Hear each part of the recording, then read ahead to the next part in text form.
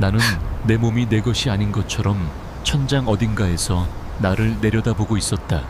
선한 눈을 가진 남자 민호가 내 이름을 불렀지만 그 목소리는 물속에서 들리는 것처럼 아득했다. 나는 필사적으로 현재에 집중하려 애썼다.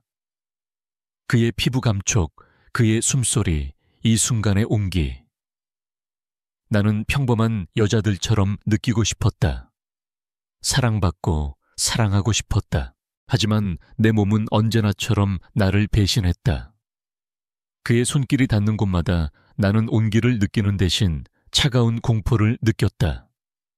어릴 적 이모 댁의 텅 빈 다락방에서 들려오던 목소리가 귓가에 메아리 쳤다. 넌 짐이야, 이소아. 없는 사람처럼 조용히 살아. 나는 평생을 그렇게 살아왔다. 내 욕망과 필요는 늘 지워줘야만 했다. 나는 내 몸 안에 모든 감각을 닫아버렸다.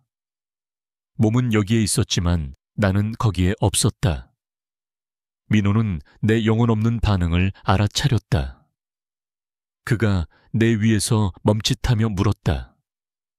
서아야 어디 아파? 그의 다정한 걱정이 내게는 사형 선고처럼 들렸다. 나는 그에게 또다시 실패했다. 그가 떠나고 난 뒤 나는 어둠 속에서 오랫동안 움직이지 않았다.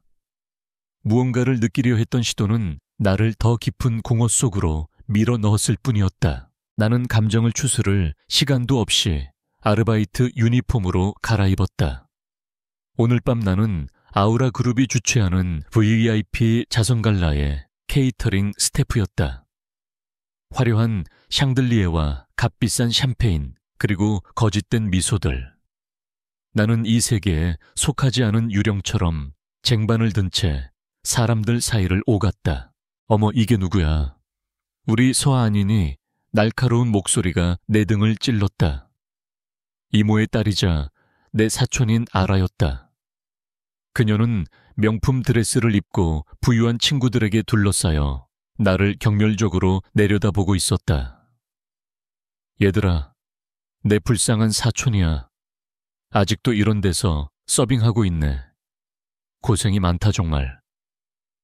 아라는 실수인 척 와인잔을 내 쟁반 위로 엎질렀다. 붉은 와인이 내 하얀 셔츠 위로 쏟아졌다. 주변에서 킬킬거리는 웃음소리가 들렸다. 수치심과 분노, 그리고 지독한 무력감. 나는 눈물이 터져 나오려는 것을 참고 조용히 그 자리를 벗어났다. 나는 아무도 없는 테라스로 도망쳤다.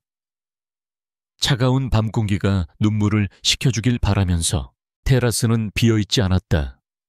한 남자가 어둠 속에 서서 도시의 야경을 내려다보고 있었다. 권희준, 아우라 그룹의 총수이자 오늘 밤 파티의 호스트. 그는 지루하고 냉소적인 표정으로 위스키 잔을 들고 있었다. 그가 내가 들어오는 소리에 고개를 돌렸다. 그의 시선이 내 젖은 셔츠와 눈물이 그렁그렁한 내 얼굴에 잠시 머물렀다. 그는 아라가 나를 모욕하던 장면을 본 것이 틀림없었다. 나는 그가 동정의 말을 건넬 것이라고 예상했다. 하지만 그는 전혀 다른 말을 했다. 우는 모습 그들에게 보여주지 마. 그들이 가장 원하는 그림이니까. 그의 목소리는 동정심이 아닌 냉정한 현실 인식이 담겨 있었다. 그는 나를 피해자로 대하지 않았다. 그 낯선 위로에 나는 오히려 눈물을 멈출 수 있었다. 우리는 잠시 아무 말 없이 서 있었다. 모욕당한 아르바이트생과 모든 것을 가진 CEO. 하지만 그 순간 테라스 위에서 우리는 단지 이 위선적인 세상에서 도망치고 싶은 두 사람일 뿐이었다. 나는 그의 눈 속에서 나와 닮은 깊은 고독의 그림자를 보았다. 파티가 끝나고 나는 직원용 출구를 통해 빠져나왔다. 그가 자신의 차 옆에 서서 나를 기다리고 있었다. 타. 명령이었다. 차 안의 침묵은 무거웠다. 그는 나를 내 자취방이 아닌 호텔로 데려갔다. 그날 밤 일어난 일은 유혹이 아니었다. 그것은 두 외로운 영혼의 충돌이었다. 그의 세상에 대한 환멸과 나의 세상에 대한 절망이 뒤엉켰다. 우리는 CEO와 아르바이트생이라는 이름표를 떼어버린 채 서로의 익명성 속에서 위안을 찾았다. 그것은 사랑이 아니었다. 그것은 모욕당한 내 몸의 주도권을 되찾으려는 잠시나마 강력해지고 싶었던 나의 발악이었다. 그리고 통제된 세상에서 벗어나 진짜 무언가를 느끼고 싶었던 그의 일탈이었다. 다음 날 아침, 나는 그의 거대하고 텅 빈 호텔 침대에서 홀로 눈을 떴다. 지난밤의 일은 아득하고 위험한 꿈처럼 느껴졌다. 그날 밤 이후 2달이 흘렀다. 그 하룻밤의 일탈은 내 기억 속에서 지워지지 않는 얼룩이자 동시에 비현실적인 꿈처럼 남아있었다. 나는 그를 다시 보지 못했고 그에게서 어떤 연락도 받지 못했다. 그는 자신의 세계로, 나는 나의 세계로 돌아왔을 뿐이다. 나는 그날 밤의 수치심을 잊기 위해 혹은 스스로를 벌하기 위해 미친 듯이 일했다. 낮에는 진성그룹 사무실의 복사기 옆에서, 밤에는 편의점 계산대 뒤에서, 새벽에는 식당 주방에서 잠잘 시간을 쪼개가며 돈을 벌었다. 이모에게 보낼 생활비와 내 학자금 대출과 그리고 아주 작은 나의 꿈을 위해서 몸의 이상을 느낀 것은 그때쯤이었다. 뭘 먹어도 속이 메스꺼웠고 뼈를 깎는 듯한 피로가 온몸을 짓눌렀다. 과로와 스트레스 때문일 거라고 나는 애써 대수롭지 않게 넘겼다. 하지만 내 몸은 내가 외면하려 했던 진실을 집요하게 상기시켰다. 편의점의 기름진 음식 냄새에 구역질이 치밀어 올라 화장실로 달려간 어느 날 밤, 나는 마침내 인정해야만 했다. 내 안에서 무언가 아주 근본적인 것이 변해버렸다는 것을. 나는 마지막 남은 현금을 털어 약국에서 임신 테스트기를 샀다. 내 좁고 찬 자취방 화장실에서 나는 2줄의 붉은 선이 나타나는 것을 망연자실하게 바라보았다. 그 하룻밤의 이름도 없던 무모한 행위의 결과. 그것은 내 안에 뿌리내린 아주 구체적이고 생물학적인 현실이었다. 절망이 나를 덮쳤다. 나는 이 아이를 감당할 수 없었다. 당장 다음 달 월세도 막막한 고아나 다름없는 아르바이트생인 내가 어떻게, 그리고 그의 얼굴이 떠올랐다. 권희준, 아이의 아버지. 나는 그에게 알려야 할까? 내 머릿속은 지옥 같은 가능성들로 가득 찼다. 그는 나를 믿지 않을 것이다. 돈을 노린 거짓말쟁이 사기꾼으로 몰아붙이며 나를 모욕하고 쫓아낼 것이다. 아니면 그는 돈으로 이 문제를 해결하려 할 것이다. 수표 한 장을 던져주며 아이를 지우고 2번 다시 자기 눈앞에 나타나지 말라고 하겠지. 그 생각만으로도 속이 뒤틀렸다. 가장 끔찍한 것은 그가 아이를 빼앗아가는 것이었다. 그는 막강한 권력과 돈을 가진 남자다. 그는 나를 무능한 미혼모로 몰아 자신의 제국을 이을 후계자를 합법적으로 빼앗아갈 수 있었다. 그러면 나에게는 아무것도 남지 않을 것이다. 내 평생의 경험은 나에게 가르쳤다. 권력을 가진 사람들은 언제나 빼앗아갈 뿐 결코 베풀지 않는다는 것을. 나는 그를 믿을 수 없었다.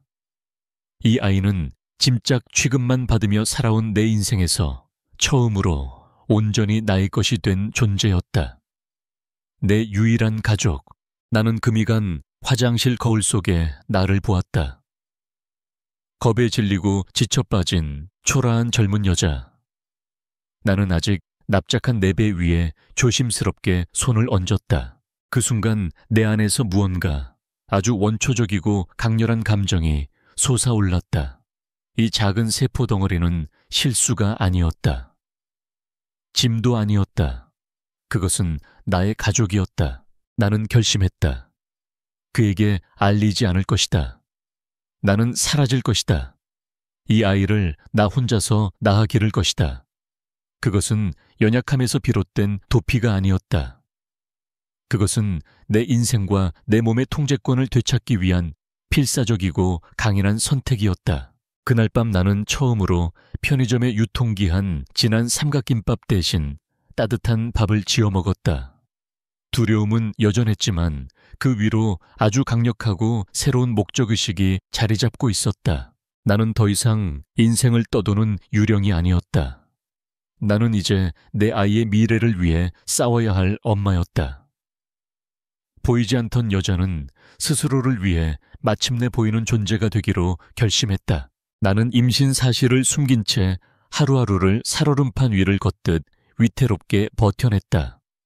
세상이 내게서 모든 것을 빼앗아갔지만 이 아이만큼은, 내 뱃속의 이 작은 생명만큼은 온전히 내 힘으로 지켜내고 싶었다. 아우라그룹의 임시계약직 사원. 나는 여전히 그 거대한 빌딩의 수많은 부품 중 하나였다. 나는 가끔 아주 멀리서 권희준을 보았다. 그는 수많은 임원들에게 둘러싸여 있거나 전용 엘리베이터를 타는 내가 감히 올려다볼 수도 없는 존재였다.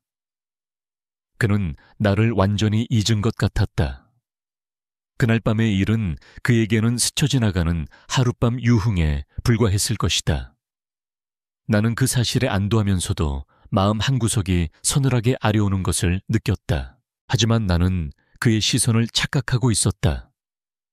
그는 나를 잊지 않았다.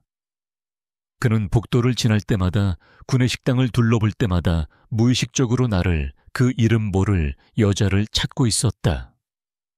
아주 잠시 그의 시선이 내게 머무는 듯한 착각이 들 때면 나는 황급히 고개를 숙여 그와의 모든 가능성을 차단했다. 임신 초기의 증상들은 내 비밀을 위협했다. 입덧은 예고 없이 찾아왔다. 나는 동료들의 의심 어린 시선을 피해 하루에도 몇 번씩 화장실로 달려가 속을 개워내야 했다. 잠이 쏟아졌고 정신은 늘 안개 속에 있는 듯 몽롱했다. 나는 서류를 잃어버리거나 커피를 쏟는 실수를 연발했다. 동료들은 나를 무능하고 게으르다고 수군거렸다. 나는 변명할 수 없었다. 나는 조금이라도 배가 불러오는 것을 감추기 위해 더운 날씨에도 헐렁한 스웨터를 입고 다녔다. 나의 이 모든 필사적인 노력은 오직 하나의 목표를 향해 있었다. 계약 기간이 끝나는 날까지 무사히 버텨내서 이 아이와 함께 아무도 모르는 곳으로 사라지는 것. 내 조용한 세상이 무너져 내린 것은 어느 평범한 오후였다. 나는 다른 팀의 심부름으로 내 몸만 한 크기의 무거운 서류 상자를 옮기고 있었다. 임신한 몸으로 무리하면 안 된다는 것을 알았지만 도움을 요청해서 주목받고 싶지 않았다. 로비는 퇴근 시간을 앞두고 분주했다. 내가 상자를 안고 위태롭게 걸음을 옮기던 중 갑자기 현기증이 덮쳐왔다. 세상이 빙글 돌고 귓가에서 모든 소음이 멀어졌다. 나는 비틀거리며 상자를 놓쳤다. 수백 장의 서류들이 눈처럼 흩날리며 바닥으로 떨어졌다. 나는 그대로 바닥으로 고꾸라지려던 참이었다. 그때 단단한 손 하나가 내 팔을 강하게 붙잡아 넘어지려는 나를 일으켜 세웠다. 나는 멍한 눈으로 고개를 들었다. 그리고 그의 눈과 마주쳤다. 차갑고 강렬한 눈. 권희준이었다. 그는 임원 무리를 이끌고 로비를 지나가던 중이었다. 그리고 추락하던 나를 붙잡아준 유일한 사람이었다. 시간이 느리게 흘러가는 것 같았다. 그는 나를 아주 샅샅이 훑어보고 있었다. 그의 눈 속에 희미했던 기억의 조각들이 맞춰지는 듯 단 혼란스러움이 스쳐 지나갔다. 배서의 그 여자, 창백한 얼굴 지친 눈빛, 바로 너였구나. 그의 시선이 무의식적으로 내가 감싸쥐고 있던 내 배로 아주 찰나적으로 떨어졌다. 그 짧은 순간 그의 눈빛이 예리하게 빛났다. 단순한 인지를 넘어선 날카로운 의심의 빛이었다. 주변의 모든 사람들이 우리를 쳐다보고 있었다. 총수가 이름 없는 계약직 사원에 몸을 붙들고 있는 기이한 광경에 웅성거림이 파도처럼 퍼져나갔다. 권희주는 나에게 아무 말도 하지 않았다. 그는 굳은 얼굴로 옆에 서 있던 비서에게 명령했다. 김비서 처리해. 그가 말한 처리의 대상이 흩어진 서류인지 아니면 나 자신인지 알 수 없었다. 그는 내 팔을 놓고 아무 일도 없었다는 듯 돌아섰다.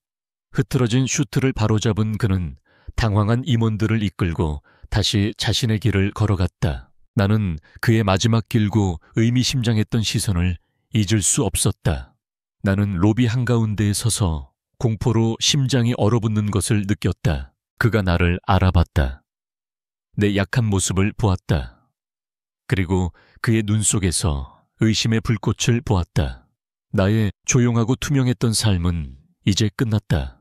내가 필사적으로 피하려 했던 남자가 다시 나를 찾아냈다. 그리고 나는 직감적으로 알 수 있었다. 그는 결코 이 일을 그냥 넘어가지 않을 것이라는 것을. 로비에서의 그날 이후 나는 해고 통보를 기다리며 하루하루를 살았다. 하지만 예상과 달리 아무 일도 일어나지 않았다. 회사는 조용했고 권희주는 다시 내 세상에서 사라진 듯 했다. 그 침묵이 나를 더 불안하게 만들었다. 그 시간 동안 그는 움직이고 있었다. 그는 비서에게 내 모든 것을 조사하라고 지시했다. 내 입사일, 내 근무 기록, 최근의 잦은 병가와 실수들. 그는 냉철한 CEO였다. 그는 감정이 아닌 데이터를 분석했다. 아우라 그룹 갈라가 열렸던 그날 밤. 정확히 3개월 전. 모든 조각들이 하나의 결론을 향해 맞춰지고 있었다. 그것은 분노가 아니었다. 그의 마음을 채운 것은 지독한 충격과 불신과 그리고 아주 생경하고 강력한 어떤 감정이었다. 아이, 그의 아이. 위조된 서류와 거짓된 미소로 가득 찬 그의 세상 속에서 이 아이는 너무나도 강렬하고 압도적인 현실이었다. 사무실 전화벨이 울렸을 때 나는 직감적으로 올 것이 왔음을 알았다.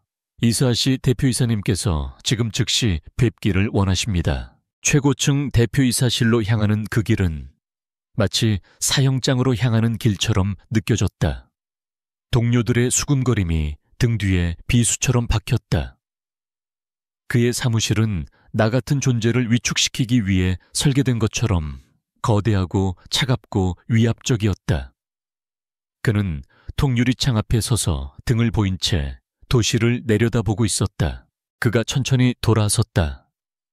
그의 얼굴은 어떤 감정도 읽을 수 없는 가면 같았지만 그의 눈은 불타는 듯한 강렬함으로 나를 꿰뚫고 있었다. 그는 시간을 낭비하지 않았다. 몇 주 됐지? 그의 질문은 질문이 아니었다. 사실의 확인이었다. 온몸의 피가 차갑게 식었다. 나의 첫 반응은, 나의 원초적인 본능은 부정이었다. 아이를 지키기 위한 어미의 본능. 무슨 말씀이신지 모르겠습니다, 대표님. 요즘 몸이 좀 안 좋아서. 내 목소리는 거짓말처럼 형편없이 떨리고 있었다. 그가 내게 한 걸음 다가왔다. 그의 존재감이 나를 짓눌렀다. 나한테 거짓말하지 마, 이소아 씨. 적어도 이 문제에 대해서는. 그는 검사처럼 냉정하게 증거들을 나열했다. 아우라 그룹 갈라가 있었던 날이 정확히 3개월 전. 당신의 병가가 갑자기 늘어난 게 2달 전부터더군. 어제는 로비에서 쓰러지기까지 했지. 말해봐, 내가 틀렸나? 나는 완벽하게 코너에 몰렸다. 모든 퇴로가 차단되었다. 공포와 절망의 눈물이 차올랐다. 내 최악의 시나리오들이 머릿속을 스쳐 지나갔다. 그가 아이를 빼앗아갈 것이다. 그가 내게 낙태를 강요할 것이다. 뭘 원하시는 거죠? 내 목소리가 처참하게 갈라져 나왔다. 돈이요? 돈을 원하세요. 저 돈 없어요. 하지만 평생 일해서 갚을게요. 제발, 제발, 제 아이는 건드리지 말아주세요. 나는 내 모든 과거의 경험을 그에게 투영하며 최악을 가정하고 애원하고 있었다. 내 말은 그에게 충격이었던 듯 했다. 그의 얼굴에 당혹감과 심지어 상처받은 듯한 표정이 스쳐 지나갔다. 아이를 빼앗거나 돈으로 입을 막는 것은 그의 머릿속에 없었던 선택지였던 모양이다. 그의 차가운 가면이 부서져 내렸다. 나는 처음으로 CEO가 아닌 충격과 결의에 찬 한 남자의 맨얼굴을 보았다. 당신 아이를 빼앗아 그가 믿을 수 없다는 듯 되물었다. 그 아이, 내 아이이기도 해. 그의 선언이 방 안의 공기를 얼어붙게 만들었다. 그것은 위협이 아니었다. 그것은 소유권의 연결의 선언이었다. 그는 나를 그리고 내 배를 번갈아 쳐다보았다. 그의 얼굴 위로 복잡한 감정의 폭풍이 휘몰아쳤다. 충격 경외, 그리고 무서울 정도로 강렬한 그러나 이상하게도 보호적인 소유욕. 아무것도 달라지지 않아요. 나는 내 배를 감싸쥐며 필사적으로 말했다. 이 아이는 제 아이예요. 아니, 그가 위험할 정도로 조용하지만 단호한 목소리로 말했다. 당신이 틀렸어. 이건 모든 것을 바꿔. 그는 내 아이의 존재를 인정했다. 그는 앞으로 어떻게 할 것인지 말하지 않았지만 그의 마지막 말은 그가 결코 이대로 물러서지 않을 것임을 명확하게 보여주고 있었다. 나는 내 아이의 강력한 아버지와 마주 서 있었다. 내 최악의 두려움이 내가 전혀 예상치 못했던 방식으로 실현되고 있었다. 오늘은 이만 퇴근해. 저녁에 다시 이야기하지. 그의 선언 이후 그는 나를 사무실에서 내보냈다. 그는 생각할 시간이, 계획을 세울 시간이 필요한 듯했다. 나는 멍한 상태로 내 자리로 돌아왔다. 동료들의 수군거림도 모니터의 불빛도 아무것도 내 의식에 들어오지 않았다. 나는 완벽하게 갇혀버렸다. 그의 최종 판결을 기다리는 죄수처럼. 그날 저녁 회사 정문 앞에 검은색 세단 한 대가 나를 기다리고 있었다. 김 비서가 정중하지만 단호한 태도로 나에게 차에 타라고 말했다. 차는 내 자취방도 그의 호텔도 아닌 제3의 장소로 향했다. 강남의 한 고급 법률 사무소. 그는 이 모든 상황을 철저히 개인적인 일이 아닌 비즈니스로 규정하고 있었다. 권위주는 이미 변호사와 함께 회의실에 앉아 있었다. 그는 다시 완벽한 CEO의 얼굴을 하고 있었다. 감정은 배제된 채 오직 논리만이 남은 얼굴. 그는 서론 없이 바로 본론으로 들어갔다. 내 아이는 그가 내라는 단어에 힘을 주어 말했다. 사생아로 태어나지 않을 거다. 가난 속에서 자라거나 가십의 대상이 되지도 않을 거야. 내 아이는 내 이름을 가질 거고 그 이름에 따르는 모든 것을 누리게 될 거다. 그는 광택이 나는 테이블 위로 두꺼운 서류 한 뭉치를 밀었다. 그러니 당신과 나는 결혼한다. 그것은 변호사들이 만든 완벽하고 빈틈없는 혼전 계약서이자 결혼 합의서였다. 나는 떨리는 손으로 서류를 읽어 내려갔다.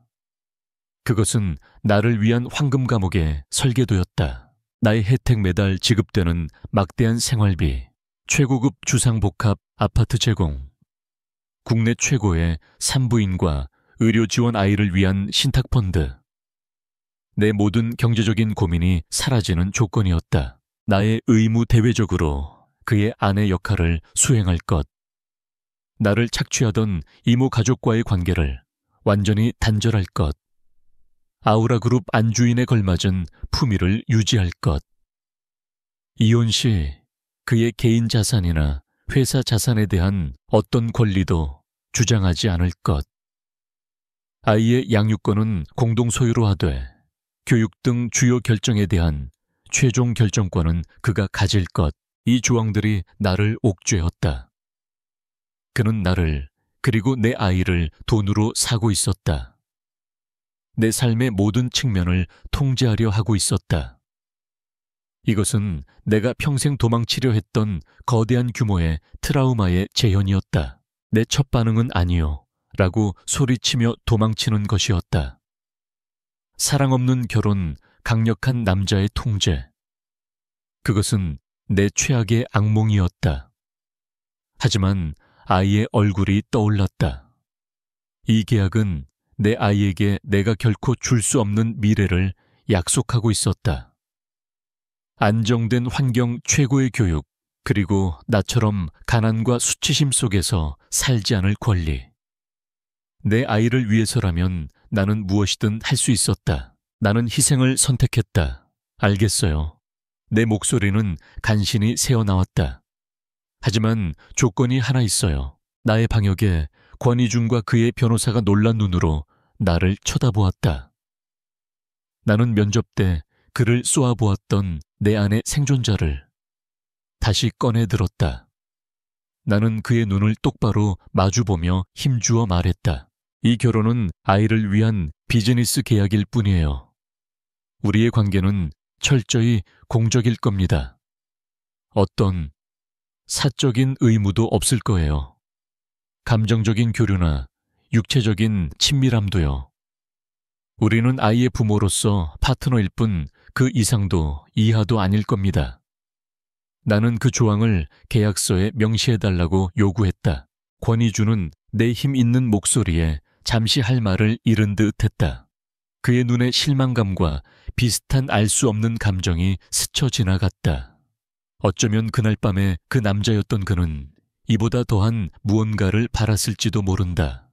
하지만 CEO인 그는 깔끔한 협상을 존중했다. 그는 내가 쌓아 올린 방어벽의 논리를 이해했다. 좋아. 그가 말했다.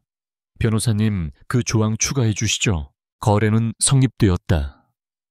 나는 서류 위에 내 이름을 적었다. 내 아이의 미래를 위해 나의 자유를 팔아넘기는 서명이었다. 차가운 만년필의 감촉과 함께 나는 내가 방금 나 자신을 황금 감옥 안에 기꺼이 가두었다는 것을 실감했다. 나는 권희준의 펜트하우스로 이사했다. 그곳은 집이 아니었다. 하늘 위에 지어진 거대하고 차갑고 텅 빈 쇼룸이었다. 값비싼 예술품들과 미니멀한 가구들이 완벽하게 배치되어 있었지만 사람 사는 온기라고는 찾아볼 수 없었다. 내 낡은 여행 가방 하나가 그 웅장한 현관 앞에서 지독히도 초라해 보였다. 나는 그날부터 사모님이라고 불렸다. 가정부와 개인 셰프 운전기사가 내 모든 것을 챙겼다. 하지만 나는 그 집의 주인이 아니었다. 나는 아이를 품은 값비싼 인큐베이터이자 이 집의 가장 중요한 전시품일 뿐이었다. 우리는 거대한 아파트에 사는 2명의 이방인 같았다. 그는 그의 공간에, 나는 내 공간에 머물렀다. 우리의 소통은 김비서나 가정부를 통해 이루어졌다.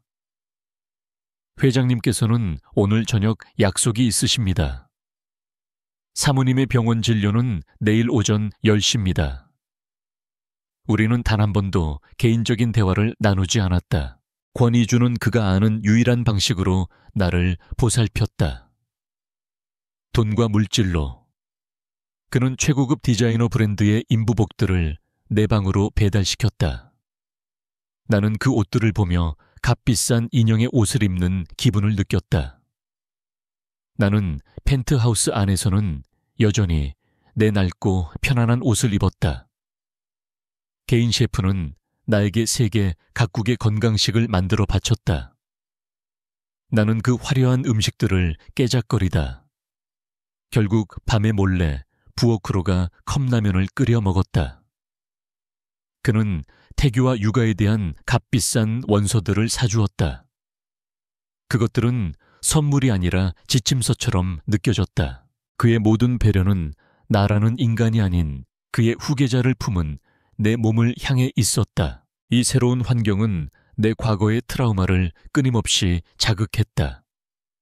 이모 댁에서 나는 늘 짐짝이었다. 먹여주고 재워주지만 내 감정적인 필요는 철저히 무시당했다. 이 화려한 펜트하우스 안에서 나는 똑같은 감정을 느꼈다. 세상 모든 것을 가졌지만 내 기분이 어떤지, 내 마음이 어떤지 물어봐주는 사람은 아무도 없었다. 나는 감정적으로 투명 인간이었다. 나는 내 몸이 더 이상 내 것이 아닌 것처럼 느껴졌다. 그것은 아우라 그룹의 후계자를 위한 그릇일 뿐이었다. 병원 진료도 건강한 음식도 편안한 옷도 전부 아이를 위한 것이었다. 나는 시바디와 다를 게 없었다. 나는 대부분의 시간을 내 방에서 홀로 보냈다. 그림을 그리려 했지만 이 숨막히는 호화로움과 외로움 속에서 나의 창의력은 질식해버렸다. 가난했지만 적어도 나 자신일 수 있었던 내 작고 초라한 옥탑방이 그리웠다. 어느 날 저녁 그가 일찍 퇴근했다. 그는 부엌에서 내가 몰래 라면을 끓여 먹고 있는 것을 발견했다. 그는 수억 원짜리 주방에서 끓고 있는 싸구려 라면을 경멸적인 표정으로 내려다보았다. 왜 이런 걸 먹고 있지? 셰프에게 먹고 싶은 걸 말하면 될 텐데. 논리적인 질문이었지만 나에게는 비난처럼 들렸다. 그는 나의 취향을, 나의 과거를, 나의 모든 것을 비판하고 있었다. 이게 제가 먹고 싶은 거예요. 나는 방어적으로 쏘아붙였다. 회장님의 후계자 입맛에는 너무 저렴해서 죄송하네요. 이 작은 다툼은 우리 사이의 거대한 간극을 명확하게 보여주었다. 그는 단순한 위안을 원하는 내 마음을 이해하지 못했고 나는 그의 서툰 배려를 비난으로 받아들였다. 그날 밤 나는 펜트하우스 통유리창 앞에 서서 반짝이는 도시를 내려다보았다. 아름다운 풍경이었지만 나는 유리창 너머에 갇혀 있었다. 나는 불러오는 바위 위에 손을 얹었다. 나는 이 아이를 세상 무엇보다 사랑했다. 하지만 이 새로운 역할 속에서 나 자신을 완전히 잃어버릴까봐 두려웠다. 나는 가난했던 시절보다 하늘 위의 이 궁전 안에서 더 지독하게 외롭고 투명했다. 내 감정은 폭발 직전의 시한폭탄과도 같았다. 황금 감옥에서의 시간은 내 영혼을 갉아먹었다. 스트레스는 밤마다 악몽이 되어 나를 찾아왔다. 잊고 싶었던 어린 시절의 기억들. 이모네 집의 차가운 다락방 나를 향한 경멸적인 목소리 울어도 아무도 오지 않았던 그 지독한 외로움. 그날 밤도 나는 어둠 속에서 비명을 질렀다. 꿈속에서 나는 다시 작고 무력한 아이가 되어 아무도 없는 곳에 버려져 있었다. 나는 흐느끼며 잠에서 깼다. 온몸은 식은땀으로 젖어 있었고 심장은 공포로 미친 듯이 뛰었다. 그때 방문이 열리는 소리가 들렸다. 권희준이었다. 그는 내 울음소리를 들은 모양이었다. 그는 방에 불을 켜는 대신 침대 가장자리에 조용히 걸터앉았다. 차가운 CEO의 모습은 온데간데 없었다. 그는 그저 한 인간의 고통 앞에 선 한 남자일 뿐이었다. 꿈을 꿨나? 그의 목소리는 의외로 부드러웠다. 꿈이 아니에요. 나는 흐느끼며 속삭였다. 그게 나예요. 보이지 않는 사람. 짐덩어리.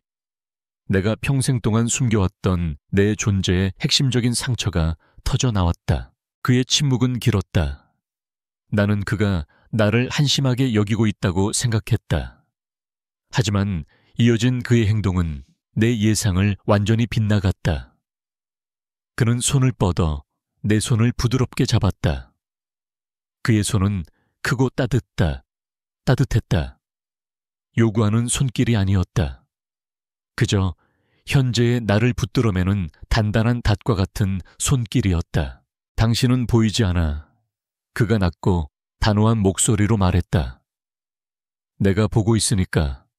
이서아 씨, 내가 당신을 보고 있어. 그가 내 이름을 불러주었을 때, 내가 보인다고 말해주었을 때, 내 안에서 수십 년간 얼어붙어 있던 무언가가 녹아내리기 시작했다. 평생 참아왔던 눈물이 본물처럼 터져 나왔다. 그는 내가 우는 것을 막지 않았다. 그는 그저 조용히 내 손을 잡고 내가 모든 고통을 쏟아낼 때까지 기다려 주었다. 내 울음이 잦아들었을 때 방 안에는 새로운 종류의 침묵이 흘렀다. 그것은 더 이상 비어있지 않았다. 위태롭고 미묘한 긴장감으로 가득 차 있었다. 나는 눈물 젖은 눈으로 그를 보았다. 나는 내 가장 약한 모습을 보이고도 쫓겨나지 않았다. 나는 그에게서 CEO가 아닌 그냥 한 남자를 보았다. 머물러 주었던 남자, 나를 봐주었던 남자, 내 안에서 깊고 두려운 욕망이 고개를 들었다. 이 남자의 품에 안기고 싶다. 아이를 위한 그릇으로서가 아니라 상처 입은 한 명의 여자로서 위로받고 싶다. 하지만 두려움이 속삭였다. 이건 동정일 뿐이야. 그는 진짜 나를 원하는 게 아니야. 그가 내 마음을 읽기라도 한 듯 내 손을 자신의 입술로 가져가 손등에 부드럽게 입을 맞췄다. 당신은 내가 만난 사람 중에 가장 강한 사람이야. 그가 속삭였다. 그의 말이, 그의 다정함이 내게 용기를 주었다. 나는 선택을 내렸다. 나는 몸을 일으켜 그에게 먼저 망설이며 키스했다. 그것은 내 안의 전쟁의 시작이었다. 내 몸은 그를 원했지만 내 머리 속에서는 너는 사랑받을 자격이 없어 라는 과거의 목소리가 울려 퍼졌다. 하지만 그는 인내심이 강했다. 그는 나를 밀어붙이지 않고 내 신호에 맞춰주었다. 그의 모든 손길은 질문이었고 요구가 아니었다. 그는 존중으로 내 경계선을 확인했다. 그날 밤의 행위는 격정적인 탐닉이 아니었다. 그것은 치유였다. 그의 따뜻한 피부의 감촉, 그가 나를 소중하게 안아주는 방식, 그 강력한 남자의 의외의 부드러움.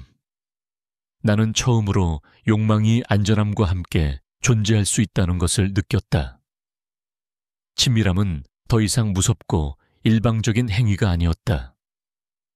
그것은 따뜻하고 안전한 장소였다. 마치 집으로 돌아온 것 같은 기분. 절정의 순간 나는 쾌락과 함께 눈물을 흘렸다. 그것은 오래된 고통이 씻겨 내려가는 정화의 눈물이었다.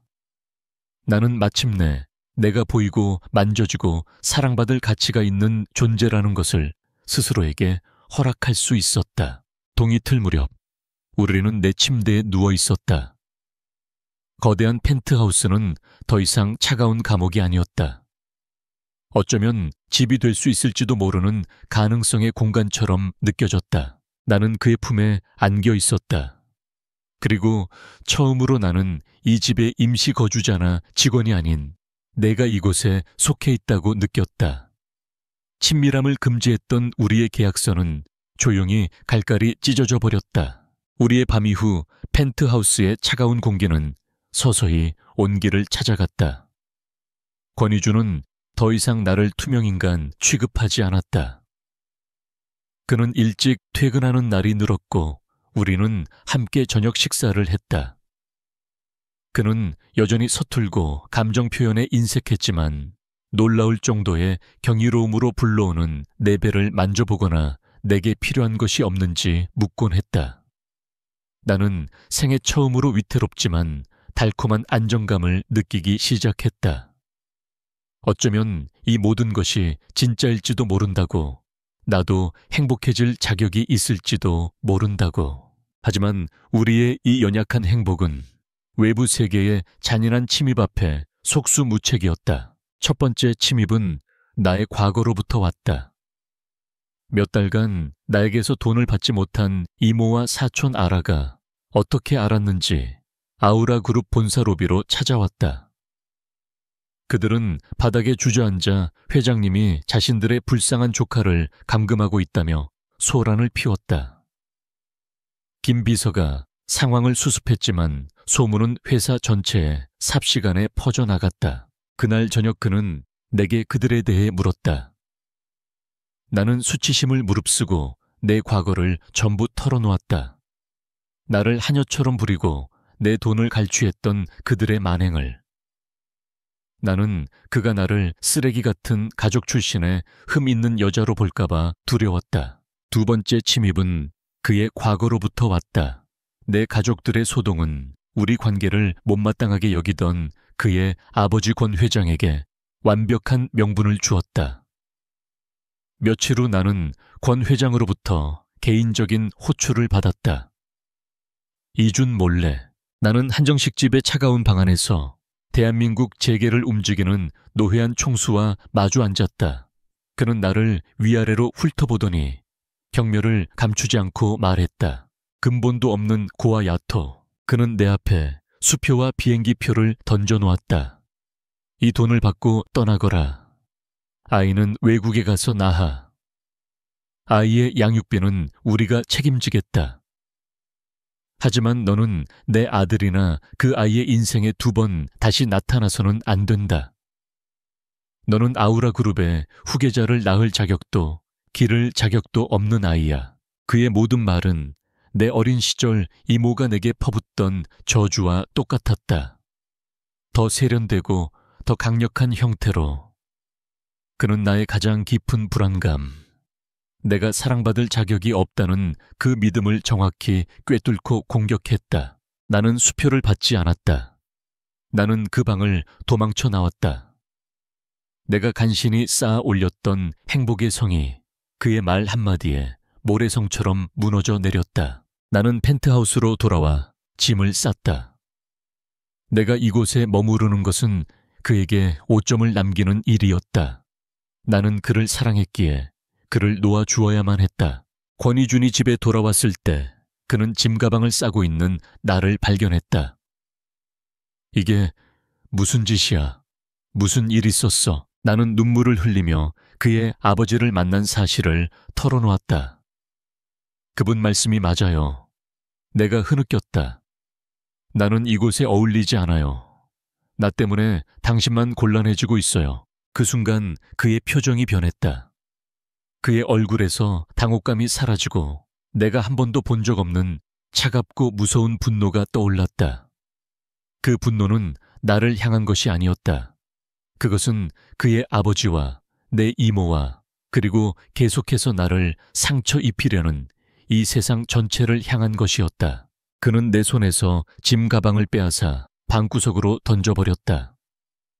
그리고 그는 내 얼굴을 두 손으로 감싸쥐고 흔들림 없는 목소리로 말했다. 문제가 되는 건 당신이 아니야. 그들이지. 그리고 그들은 내가 처리해. 당신은 아무 데도 못 가. 그것은 부탁이 아니었다. 전쟁의 선포였다. 그는 나를 선택했다. 그리고 이제 나를 지키기 위해 자신의 가족과 세상과 싸워야만 했다. 우리의 개인적이고 사적인 세계가 과거의 거대한 힘들과 정면으로 충돌하기 시작했다. 당신은 아무 데도 못 가. 그의 선언은 내 심장에 닷처럼 내려앉았다. 하지만 내 과거는 강력한 남자들의 약속이 얼마나 쉽게 부서지는지를 가르쳐 주었다. 나는 불안과 희망이 뒤섞인 눈으로 그가 무엇을 할 것인지를 지켜보았다. 다음 날 그는 행동으로 증명했다. 그는 이모와 아라를 변호사 사무실로 불렀다. 그는 내게도 그 자리에 함께 있어 달라고 했다. 당신이 직접 봐야 해. 내가 당신을 구원하는 게 아니야. 우리가 함께 이 일을 끝내는 거지. 사무실에서 그는 이모와 아렉에 돈다발을 안겨주지 않았다. 대신 그는 그들의 지난 몇 년간의 금융기록이 담긴 파일을 테이블 위에 올려놓았다. 내가 그들에게 송금한 모든 내역과 그들의 작은 가게의 탈세 혐의를 암시하는 자료들이었다. 그는 목소리를 높이지 않았다. 그는 그들에게 합의서를 내밀었다. 오늘을 마지막으로 일정 금액의 합의금을 받는 대신 두 번 다시 나와 내 아이의 인생에 나타나거나 언급하거나 접근하지 않겠다는 법적 구속력이 있는 계약서였다. 만약 이를 어길 시 그는 사기 및 공갈 혐의로 그들을 고소할 것이라고 했다. 그는 그들의 힘을 완벽하게 무력화시켰다. 돈으로 입을 막는 대신 그들의 발목에 법적인 족쇄를 채워 내 인생에서 그들을 영원히 추방시켜버렸다. 이모와 아라는 저항할 수 없는 힘 앞에서 패배한 채 서류에 서명했다. 그 모습을 지켜보는 것은 내 평생의 족쇄가 풀려나는 듯한 짜릿한 해방감을 주었다. 나의 과거를 정리한 그는 이제 자신의 과거와 마주해야 했다. 그는 권 회장을 만나러 갔다. 펜트하우스에서 그를 기다리는 동안 내 마음은 지옥으로 갔다. 그의 아버지가 가진 힘이 너무나도 막강하다는 것을 알기에 그가 결국 제국과 아버지의 뜻을 선택할 것이라는 오래된 두려움이 나를 덮쳤다. 그는 아주 늦은 밤에 돌아왔다. 그의 얼굴은 지쳐 보였지만 이상하게도 그의 어깨는 훨씬 더 가벼워 보였다. 그는 내게 무슨 일이 있었는지를 말해 주었다. 아버지께 진실을 말씀드렸어요. 그가 말했다. 당신은 내가 사랑하는 여자고 이 아이는 내 가족이라고. 아우라 그룹은 새로운 회장을 찾을 수 있겠지만 내 아들은 새로운 아버지를 가질 수 없다고요. 그는 그의 아버지 앞에서 자신의 모든 것을 걸었다. 그는 회장직에서 물러나 자신의 회사를 새로 시작하겠다고 선언하며 아버지로부터의 완전한 독립을 선언했다. 그는 그의 유산과 아버지의 인정을 나와 내 아이와 맞바꾼 것이었다. 그것은 마지막 증거였다. 과거의 남자들은 늘 회사를 돈을 자신의 야망을 선택했다. 하지만 권위주는 나를 선택했다. 내 모든 의심과 두려움이 봄눈처럼 녹아내렸다. 그는 말뿐인 남자가 아니었다. 그는 행동하는 남자였다. 나를 위해 싸우는 남자였다. 나는 경외감에 찬 목소리로 간신히 물었다. 왜요? 왜 저를 위해서? 이 모든 걸. 그가 나를 부드럽게 끌어안았다. 그의 단단한 팔이 나를 감쌌다. 당신과 이 아이만이. 그가 내 배 위에 손을 얹으며 말했다. 내 온 세상에서 유일하게 진짜니까. 그 순간 나는 마침내 내 과거를 놓아주었다. 나는 이 남자의 사랑을 받을 자격이 있었다. 나는 그의 품에 얼굴을 묻었다. 그에 대한 나의 신뢰는 이제 절대적이고 완전해졌다. 우리는 조용한 펜트하우스 안에서 서로를 부둥켜 안고 있었다. 과거의 유령들은 마침내 마주하고 싸워 이겨냈다. 황금 감옥은 이제 비로소 진정한 안식처가 되었다. 우리의 개인적인 세계를 위협하던 외부의 적들은 모두 사라졌다. 이제 남은 것은 한 가족으로서의 새로운 시작뿐이었다. 1년 후, 우리는 더 이상 하늘 위에 그 차가운 펜트하우스에 살지 않았다. 우리는 햇살이 가득 들어오는 작은 정원이 딸린 하얀 집으로 이사했다. 그곳에는 값비싼 예술품 대신 우리가 함께 찍은 사진들과 아기 장난감들과 삶의 온기가 가득했다. 나는 이른 새벽 아기 침대에 누워 잠든 우리의 아들 하준이를 내려다보고 있었다. 10달 동안 내 뱃속에서 자라난 내 작은 우주. 내 심장은 이전에는 결코 느껴보지 못했던 벅차고 완전한 사랑으로 가득 차 있었다. 권희준이 조용히 아기 방으로 들어왔다. 그는 더 이상 딱딱한 슈트 차림이 아니었다. 편안한 티셔츠와 트레이닝 바지를 입은 그의 모습은 낯설지만 더없이 다정했다. 그는 이제 아우라 그룹의 총수이기 이전의 한 아이의 아버지이자 나의 남편이었다. 그는 아무 말 없이 내 등 뒤로 다가와 나와 아기를 함께 감싸 안았다. 그의 턱이 내 어깨에 기댔다. 우리는 잠든 아들의 평화로운 얼굴을 함께 내려다보았다. 이 조용하고 단순한 순간이 우리가 함께 걸어온 모든 고통스러운 여정의 종착지였다. 오늘 오전 회의는 취소했어. 그가 부드럽게 속삭였다. 그의 우선순위는 변했다. 당신이랑 하준이랑 같이 있고 싶어서. 그의 말에 나는 미소 지었다. 우리는 이제 모든 것을 함께 나누는 온전한 파트너였다. 행복해 보여. 그가 말했다. 행복해요. 나는 대답했다. 내 인생에서 처음으로 온 마음을 다해 뱉은 진실이었다. 그날 오후 나는 정원에서 아들과 놀아주는 그의 모습을 보며 우리의 이야기를 돌아보았다. 사람들은 내 인생을 신데렐라 스토리라고 부를지도 모른다. 가난하고 불행한 소녀가 부유한 왕자님을 만나 인생이 바뀌었다고. 하지만 그들은 틀렸다. 왕자님은 신데렐라를 구원한 것이 아니었다. 그는 단지 신데렐라가 마침내 스스로를 구원할 수 있는 안전한 공간을 마련해 주었을 뿐이다. 내 과거의 흉터들은 사라지지 않았다. 그것들은 여전히 나의 일부로 남아있다. 하지만 그것들은 더 이상 나를 규정하거나 통제하지 못한다. 그것들은 내가 얼마나 멀리까지 왔는지를 보여주는 자랑스러운 이정표일 뿐이다. 진정한 사랑이란 나를 완성시켜줄 완벽한 사람을 찾는 것이 아니었다. 진정한 사랑이란 나를 위해 기꺼이 싸워줄 용기를 가진 불완전한 사람을 만나 나 자신을 위해 싸울 용기를 얻게 되는 것이었다. 나의 가치는 그의 사랑으로 결정된 것이 아니었다. 그의 사랑은 단지 내 안에 처음부터 존재했지만 나 자신은 보지 못했던 그 가치를 마침내 내 눈으로 볼 수 있게 해주었을 뿐이다. 누구나 가끔은 스스로가 보이지 않는다고 느낀다. 하지만 행복은 당신이 당신 자신의 모습을 온전히 바라보기로 결심한 바로 그 순간에 시작된다. 당신은 마지막으로 당신의 거울 속 모습에서 진정한 가치를 발견한 적이 언제인가?